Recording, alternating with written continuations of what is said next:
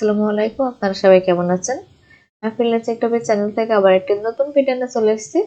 আজকে আপনাদের সাথে শেয়ার করব কিভাবে অন্যের কন্টেন্ট আপনারা কপি করে নিতে পারবেন খুব সহজেই, কোনো রকম কোনো কপিরাইট ইস্যু আসবে না, একেবারে ইউনিক কন্টেন্টে রূপান্তরিত হবে। তো চলুন আমরা সেটা কিভাবে করব মূল ভিডিওতে চলে যাই। তো আমরা এখান থেকে একটা এক্সটেনশন দেবো। এই এক্সটেনশনের মাধ্যমে আপনারা যে কোনো জায়গা থেকে অন্যের কন্টেন্ট কপি করতে পারবেন, হোক সেটা কারো ভিডিও দেখতে দেখতে, কারো ভিডিও থেকে আপনি কোনো কিছু একটা কপি করবেন সেটাও পারবেন। আবার এখান থেকে যে কোনো ওয়েবসাইট থেকে কিংবা যে কোনো জায়গা থেকে কারো কন্টেন্ট কপি করে নেবেন, সেটা হবে কোনো রকম কোনো কপিরাইট ইস্যু আসবে না।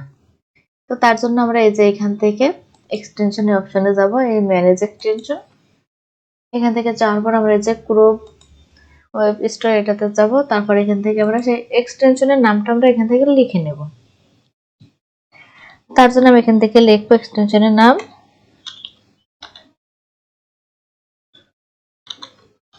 Copy fish.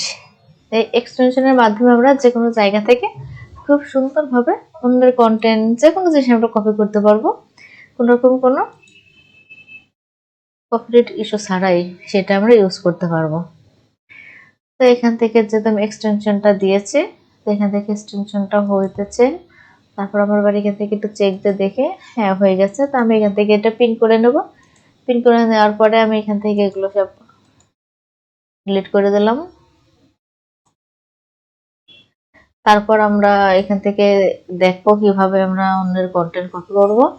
তো আমি এখান থেকে একটা ওয়েবসাইট অন করে রেখেছি।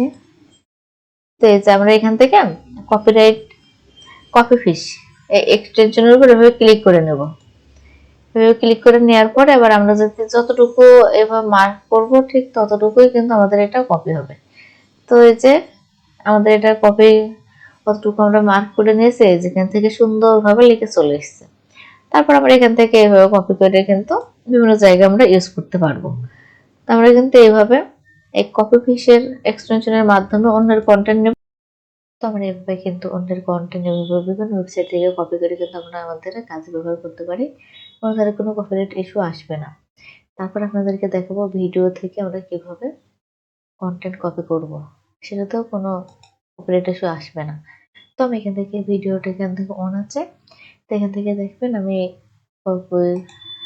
কপি পেস্ট এটার উপর ক্লিক করার পরে যে এখান থেকে সুন্দরভাবে চলে এসছে, কিন্তু সেম টু সেম ভাবে চলে এসছে।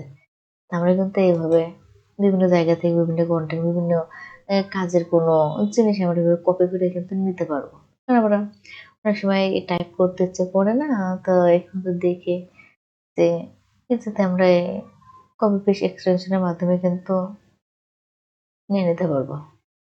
তো আমার ভিডিও যদি আপনাদের ভালো লাগে অবশ্যই লাইক করবেন, সাবস্ক্রাইব করে পাশে থাকবেন, পাশে বেল আইকনটা অন করে রাখবেন নতুন নতুন ভিডিও আপলোড দিয়ে, যাতে আপনারা নোটিফিকেশন চাই সেখান থেকে দেখে নিতে পারবেন। সুস্থ থাকবেন, ভালো থাকবেন, আল্লাহ হাফেজ।